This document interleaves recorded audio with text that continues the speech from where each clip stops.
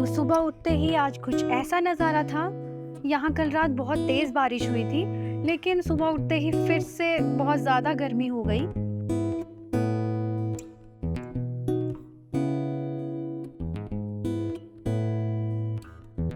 Hey viewers, welcome to my YouTube channel learn with me. आज मैं थोड़ा late सोकर उठी हूँ, तो उठते ही जब मैं बाहर निकली तो कुछ ऐसा व्यू था, तो मैंने सोचा क्यों ना आप सभी को भी दिखा दिया जाए।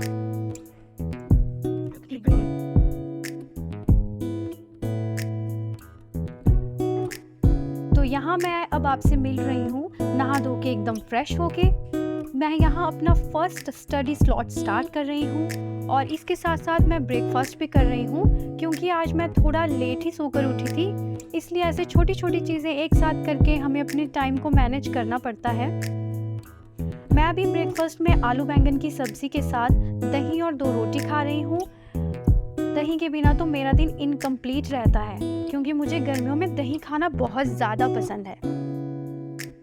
लाइफ में ना टाइम को मैनेज करना बहुत ज़्यादा इम्पॉर्टेंट होता है, वरना कुछ टाइम बाद हमारे पास पछताने के अलावा और कोई रास्ता नहीं रहता। फिर हम सोचते हैं कि काश उस टाइम पे ये काम कर लिया होता, काश थोड़ा सा पढ़ लिया होता, तो शायद आज टाइम कुछ और ही होता। तो अब अपने टाइम को वेस्ट किए बिना अब मैं अपनी पढ़ाई का सेकंड स्लॉट शुरू कर दूंगी। इसमें आज मैं इंडियन पॉलिटी को यूट्यूब के एक वीडियो लेक्चर से पढ़ रही हूँ, क्योंकि मुझे एक टॉपिक समझ में नहीं आ रहा था।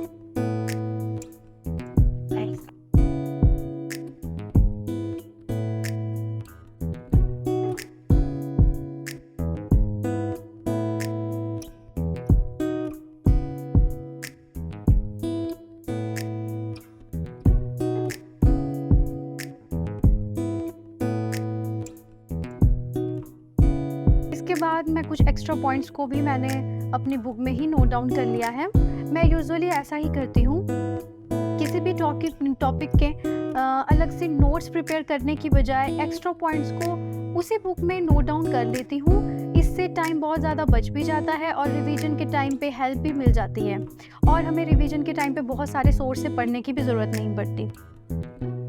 आज मैंने अपना पूरा दिन इंडियन पॉलिटी को ही दे दिया, क्योंकि इस बुक के मेरे इंडियन पॉलिटी में 3 से 4 टॉपिक ही बच रहे थे और मैंने उनको पहले पढ़ भी रखा था, इसलिए मैंने सोचा क्यों ना आज इसे ही कंप्लीट कर लिया जाए। किसी भी टॉपिक या बुक को कंप्लीट करने में जो फीलिंग आती है ना, उसके बाद वो फीलिंग मुझे बहुत ज़्यादा पसंद है। कभी कभी कुछ ऐसे ही चैलेंजेस लाइफ में भी कर लेने चाहिए कि ये काम आज ख़त्म करना है तो बस करना है। फिर उसके बारे में आपके माइंड में सेकंड थॉट भी नहीं आना चाहिए कि ये क्या होगा, कैसे करेंगे, हम कैसे कर पाएंगे। जब आप कुछ सोच लेते हो ना, कुछ पाने का ठान लेते हो, तो बस उसे पाकर ही चैन ले लेना चाहिए। अब एक ही सब्जेक्ट को आप लगातार तो एक साथ पढ़ नहीं सकते, इसलिए मैं बीच बीच में छोटी छोटी ब्रेक्स भी ले रही हूँ, ताकि मुझे पढ़ते टाइम थकान बिल्कुल फील ना हो। तो इन ब्रेक्स में मैं क्या करती हूँ कि मैं अपनी मम्मा से थोड़ी देर जाके बात कर लेती हूँ, या फिर मैं छोटी सी नैप ले लेती हूँ। तो ये नैप मेरी मैक्सिमम 15 मिनट्स की होती है, इससे ज़्यादा की नहीं, क्योंकि मेरे पास थोड़ा सा ही टाइम होता है, क्योंकि लंच के बाद यूट्यूब की वीडियोस को भी मुझे एडिट करना होता है, वॉइस ओवर करना होता है। फिर उसके बाद 3 कब बज जाते हैं मुझे पता ही नहीं चलता, और 3 से 5-5:30 बजे तक फिर मैं घर पर ही ट्यूशन पढ़ाती हूँ बच्चों को, और उसके बाद थोड़ा वर्कआउट कर लेती हूँ। और अब वर्कआउट करने के बाद मैंने यहाँ मूंग दाल की चाट बनाना शुरू किया है। तो इसके लिए मैंने मूंग दाल को रात भर भिगो कर रखा था, और भिगो के रखने के बाद मैंने रात को ही इसका पूरा पानी निकाल लिया था, और उसके बाद उसे अंकुरित करने के लिए छोड़ दिया था। और अभी मैंने इसमें 1 सीटी लगा ली है और इसको अच्छे से बॉईल कर लिया है। अच्छे से तो नहीं, लेकिन 1 सीटी में जितना ये बॉईल हो पाया उतना बॉईल करूँगी। मैं इसको एक्स्ट्रा कुक नहीं करूँगी, क्योंकि ये इतना ही कुक हो तो तभी ये टेस्टी लगती है, और हेल्दी भी तभी होती है ये। अब इसको मैं एक बर्तन में निकाल रही हूँ। वैसे इसकी क्वांटिटी काफ़ी ज़्यादा है, ये मेरे अकेले के खाने के लिए नहीं है, ये मैंने अपनी मम्मा और अपनी नानी के लिए भी प्रिपेयर की थी। अब मैं इसमें चॉप्ड अनियन, टमाटोज ऐड कर रही हूँ। फिर हम डालेंगे इसमें थोड़ा सा नमक, थोड़ा सा चाट मसाला और बिल्कुल थोड़ा सा आमचूर पाउडर ऐड कर रहे हैं। लेकिन इसमें आमचूर पाउडर जो है वो ऑप्शनल है, ये आपकी अपनी मर्जी है इसको डालना। इसके बाद मैं इसे अच्छे से मिक्स कर रही हूँ। अब मैंने इसे आधा नींबू का रस इसमें ऐड कर लिया है, क्योंकि इसके बिना तो खाने में आपको बिल्कुल भी मज़ा नहीं आएगा। और हाँ, नींबू को इसकी आखिरी सांस तक निचोड़ना है। और इसके बाद फिर मैं इसको उलट पुलट करके मिक्स कर लूँगी। तो अब ये बनकर बिल्कुल रेडी हो गया है और बस अब मैं इसे खाकर एंजॉय करूँगी।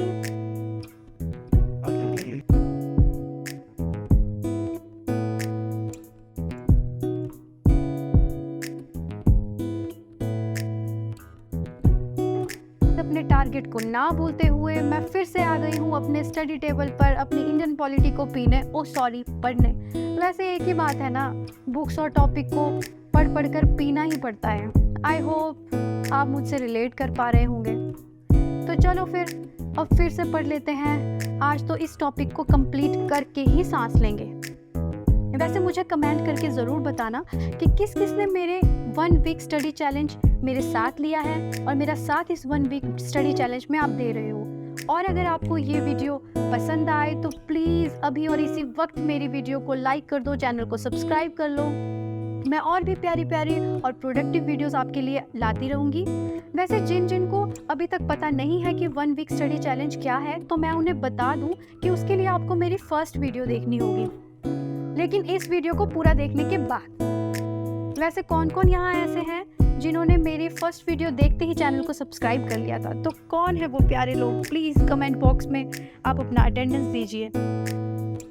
आपको माता रानी बहुत खुश रखेगी। तो अब मैं अपनी जो स्टडी का इसको स्लॉट कंप्लीट कर लूँगी और इसके बाद अब मैं आ गई हूँ किचन में, क्योंकि भाई पढ़ाई से पेट नहीं भरता साहेब, खाना खाने से बढ़ता है। लेकिन खाने के लिए खाना बनाना भी तो पड़ता है।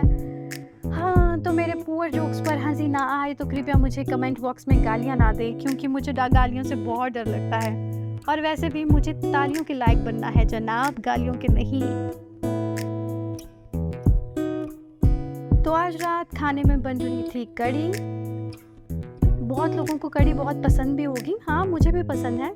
तो एक तरफ यहाँ ये कढ़ी बॉईल हो रही है, जिसमें मैंने छाछ में बेसन और हल्दी नमक को मिलाकर इसको बॉईल कर लिया है। और दूसरी तरफ इसका मैं तड़का तैयार कर रही हूँ, जिसमें मैंने 2 लाल मिर्चें, लहसुन, प्याज, कड़ी पत्ता, जीरा, धनिया ये सब डालकर इसका तड़का लगा लिया है। और इस तड़के को मैं अच्छे से पकने दूंगी।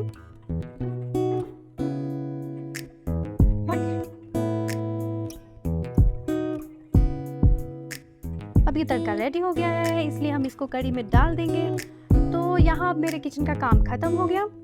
अब मेरा काम ख़त्म हो गया है, तो फिर मम्मा यहाँ पे पकौड़े बनाने की तैयारी कर रही हैं। ये पकौड़े आलू और प्याज के बना रही हैं, तो इसलिए इसमें चॉप्ड अनियन और पोटैटोज़ ऐड कर रही हैं। और इसके साथ साथ कड़ी पत्ता, मिर्ची, धनिया, ज़ीरा और स्वाद अनुसार नमक, हल्दी और इसके साथ साथ पुदीने का पाउडर जो कि होममेड है। और इसके साथ साथ थोड़ी सी काली मिर्ची का पाउडर, थोड़ी सी अजवाइन और इसका मेन इंग्रेडिएंट बेसन। और फिर हम इसमें थोड़ा थोड़ा पानी डाल देंगे।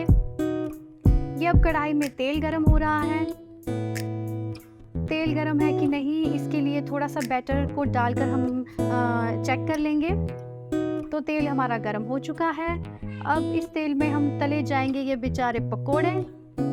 कढ़ाई को अच्छे से आपको तेल से भर लेना है, तेल से नहीं पकोड़ों से भर लेना है, जब तक ये बेचारे खुद ना कहें कि बस कर बहन, अब इतना बोझ हमसे उठाया नहीं जाएगा।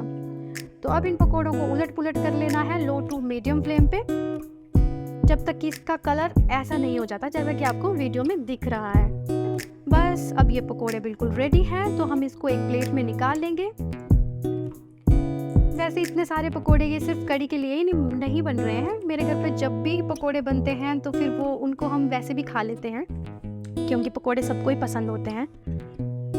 तो कुछ पकोड़ों की कुर्बानी देते हुए हम इस कढ़ी में डाल देंगे अपने दिल पे पत्थर रखते हुए, और फिर कुछ पकोड़ों को हम ऐसे ही खा लेंगे। तो आज के ब्लॉग में बस इतना ही, मिलते हैं कल। So take care, bye bye.